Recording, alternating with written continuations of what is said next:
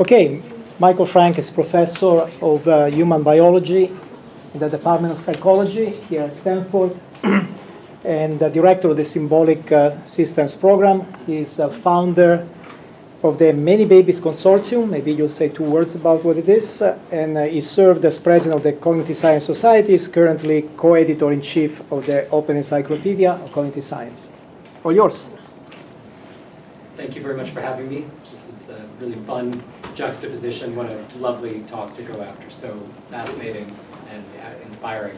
So I want to tell you a little bit about something completely different, which is the gap between babies and AI. So maybe not so baby. This is my son Jonah. This is about 2 years ago. He's 7 now. He was 5 then. And we were at a street fair in New York City where I grew up. And he couldn't read yet at that time. But he got approached by this guy and pretty quickly figured out what the situation was, told a joke. If you're interested, it was, what do cows do on their first date? A movie. Go to the movies, exactly, thank you. Oldie but goodie. The guy did in fact giggle, which was very kind, and he got some free food, which is history. So up until about 5 years ago, I would have said that this anecdote had basically nothing to do with artificial intelligence. But now, in a world with Claude, ChatGPT, Gemini, and many other frontier models, we see some similarities in behavior. Both Jonah and these models can understand some aspects of the visual world. They produce well-formed language, and really impressively, they both reason adaptively in new situations, just like Jonah did in this case. That was something that we really never believed that AI could do, and then suddenly these kinds of behaviors started emerging. This is very exciting stuff. So today I'm just going to be focusing in on one of these behaviors, which is visual understanding. Actually, that's sort of a new thing for me. Mostly I study language learning, especially in kids Jonah's age and younger. But today we'll talk about vision. So for a developmental psychologist, cognitive scientist like me, mostly creatures like Jonah were the only people that I could study, the only object of study. And I love at least my kids, if not everybody's kids. But in order to do science with kids, you have to be prepared to spend a lot of time and energy to get a very small amount of data. That's the focus of this project that I won't talk about called Many Babies, which is an international consortium where we literally just get many babies instead of very few babies, which was usually the scientific standard up until then. So instead of 15 babies, we'd try to get 500 or 2,000 babies contributing to a study. But this is slow stuff. It takes years and years to study babies. It's very time consuming, and really honestly, they're a headache. And you know, some people who study intelligent behavior and interesting stuff look at a few really exceptional creatures like Alex the parrot or Kanzi the bonobo, or a few dogs that have been trained really exceptionally. But this was kind of it for studying intelligent behavior. So for that reason, it's a really exciting time for those of us interested in intelligence, because all of a sudden we've got this set of artificial entities that exhibit some kinds of really interesting behaviors. And we can try to study those and understand their similarities and differences. So that's the journey I'm going to take you on today, and I'll just focus on seeing the world, understanding the world through vision, as just one example of this. So who's interacted with AI today?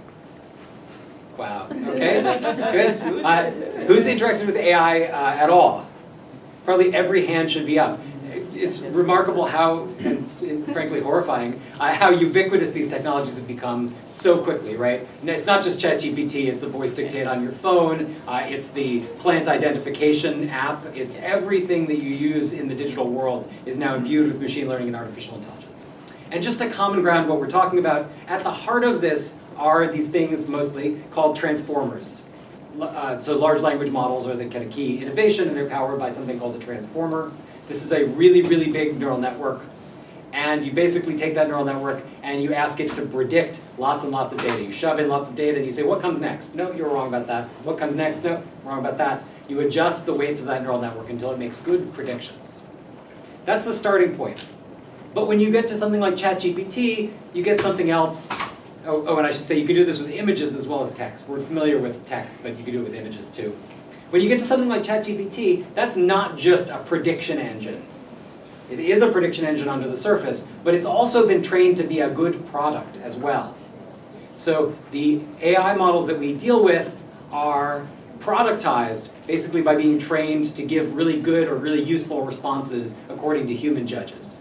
And that's really important both from the perspective of somebody understanding them as artifacts, but also from a scientist who's trying to study them, because these productized models are not good scientific artifacts. OpenAI is in fact anything but open, right? We don't know what any OpenAI model is, we don't know what data went in, we don't know anything. That's not a good situation to be in as a scientist.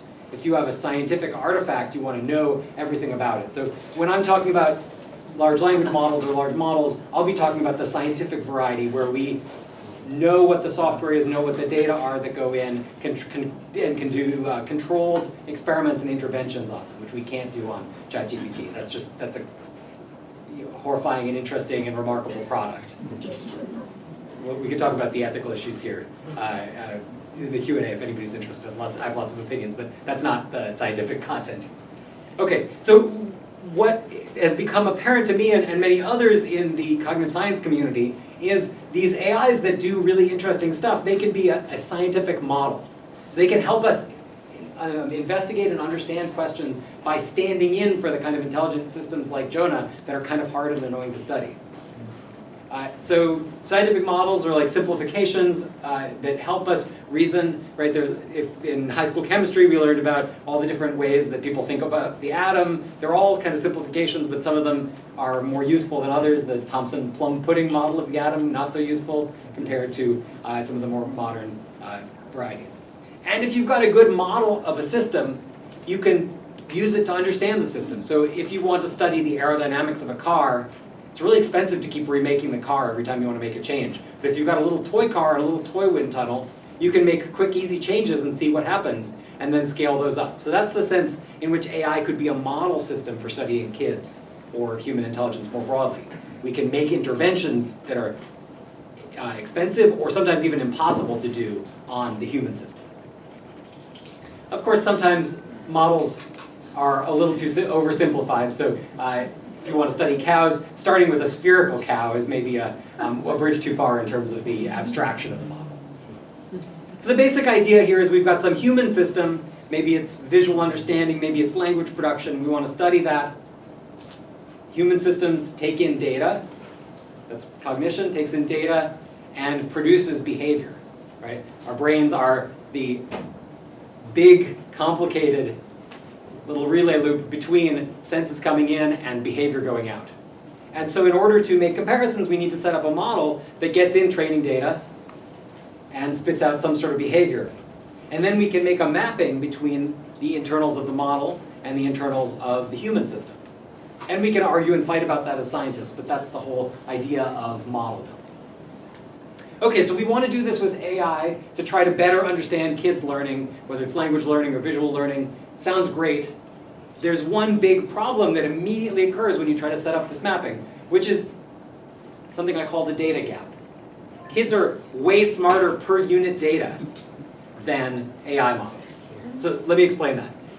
So if you think about a kid like Jonah, this is the kind of number that I do a lot as a developmental psychologist. If you think about him and how many words of language he hears per month, just how many different words, not different types of word, but just different words. Like if I'm talking at him, how many words does he hear over the course of the month? It's about 1 million words a month, which is kind of breathtaking. It's a lot of data. So by age 5, he's got like 60 million words. That's a lot of words. But here's the thing. When GPT-3 started doing interesting stuff, it had heard 5 billion words of data.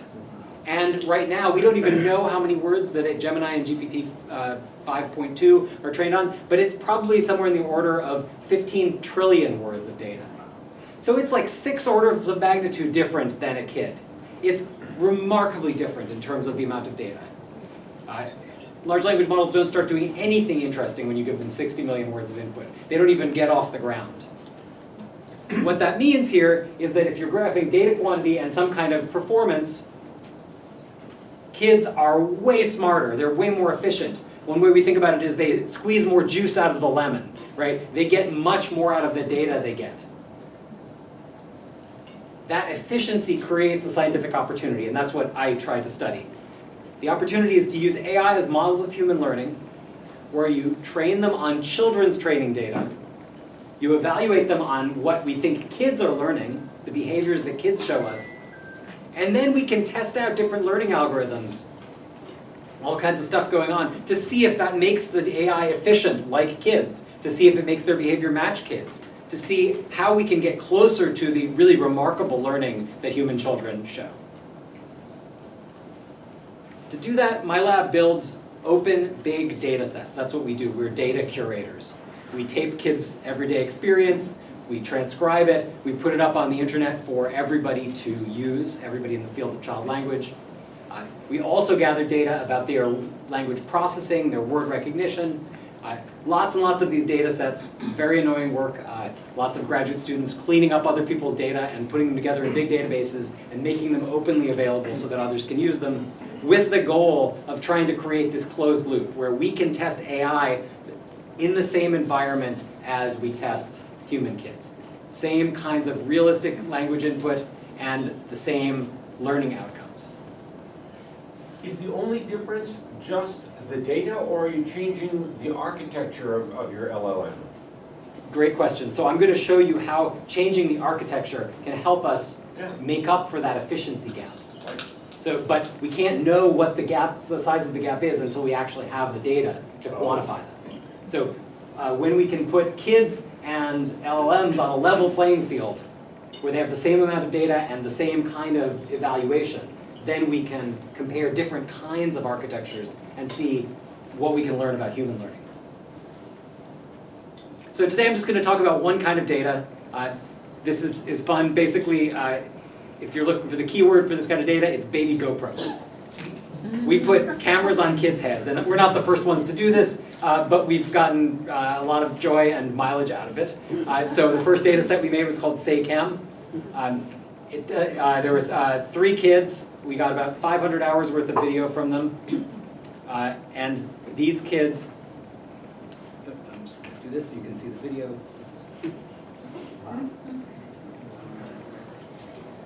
So it looks kind of like shaky cam. These videos are a little old. But the biggest thing that you notice when you look at kids' visual experience is they've got little dinosaur arms, and they're really short. And so when they interact with something, it's right in front of their face.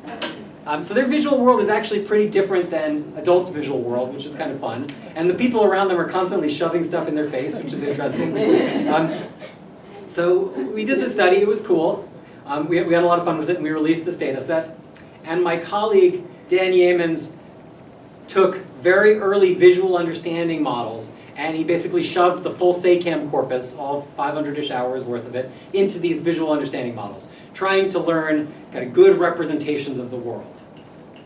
So the technical thing that he used was called contrastive learning. He was trying to find good visual representations that say distinguish cats from dogs. So even though dogs look different from one another, all dogs should get grouped together, and all cats should get grouped together even though they look different from one another. And we got this result. This is a kind of complicated result. He was trying to predict neural activations from the results of these contrastive learning algorithms. And what he found was what we call a glass half empty, glass half full result. Mm-hmm. Training on kids' data did okay, but actually not all that well. And so Dan came to me and said, I know that study was really annoying, but could you make a really a much bigger and better data set? Because that data set was, I know it took a long time, but really wasn't enough data. Could you do maybe 10x that many kids or something? I said, give me 5 or 6 years and we'll do better.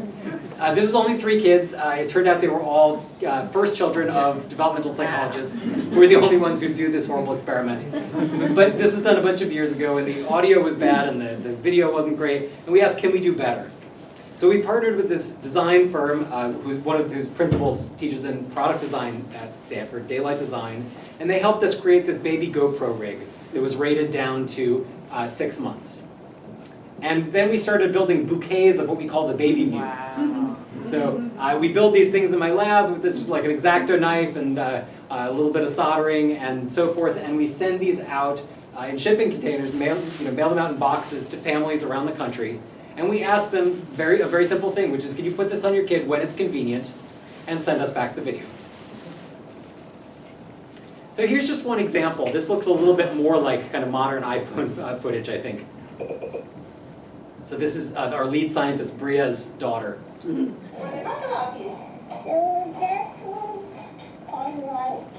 That's a dinosaur. Oh, it's a dinosaur? That's good. It's like this. Yeah. Dinosaur. So she's having this kind of amazing insight that these two dinosaurs are the same, the big dinosaur and the little dinosaur, super cute.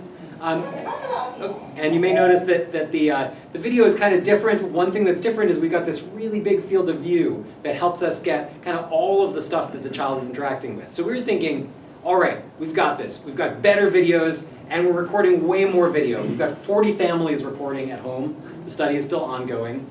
And I checked our little data tracker today. We've got more than 2,000 hours worth of data.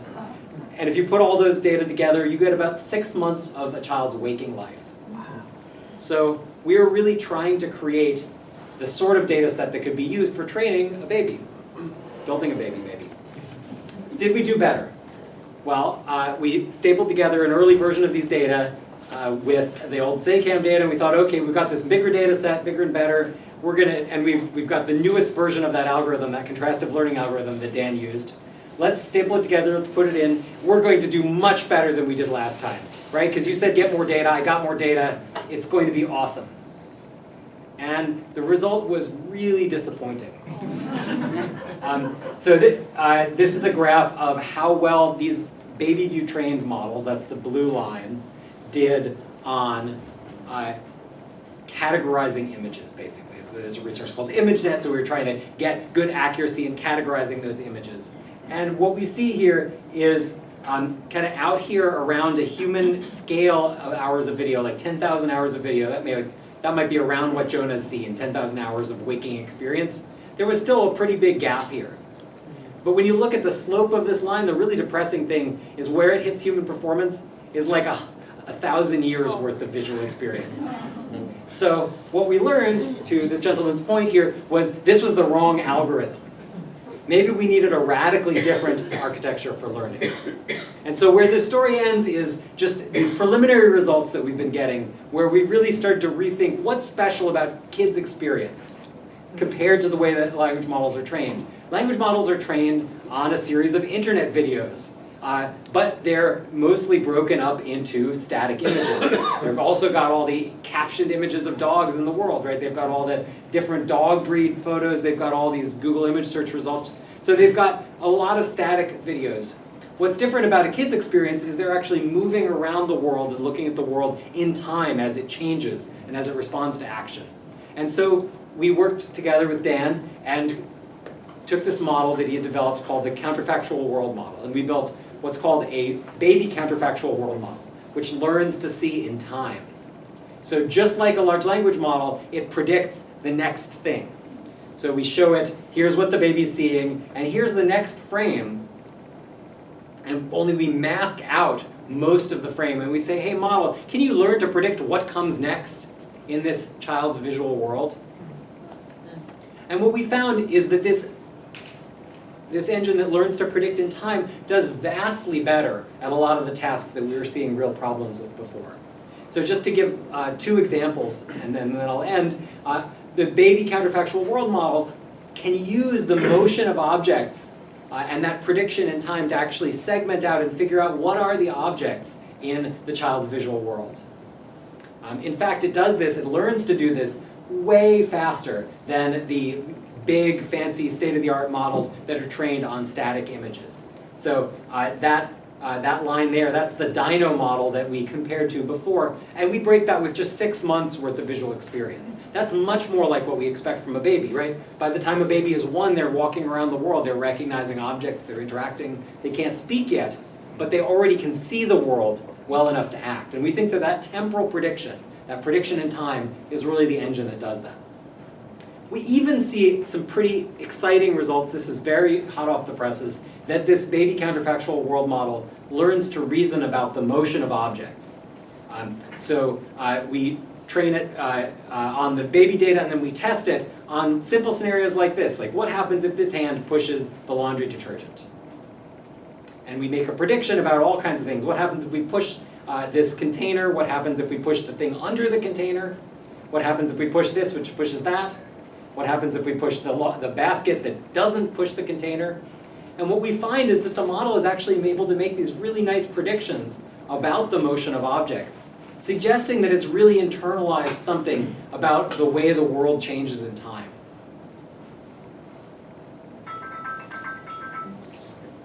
So, to conclude here, what I argued was that AI models often require more data than humans, but this data gap actually is not just a disanalogy, it's not just a problem, it's actually a scientific opportunity. Because understanding, quantifying, and seeking to remedy this data gap, trying to make AI that's as efficient as humans, really is a way to understand human intelligence. And taking advantage of this opportunity is going to require, I think, more of this kind of work of creating big open data sets where we really characterize what it's like to grow up as a human being, and we use this to train and to evaluate AI. So thanks to my collaborators, and thanks to you for listening.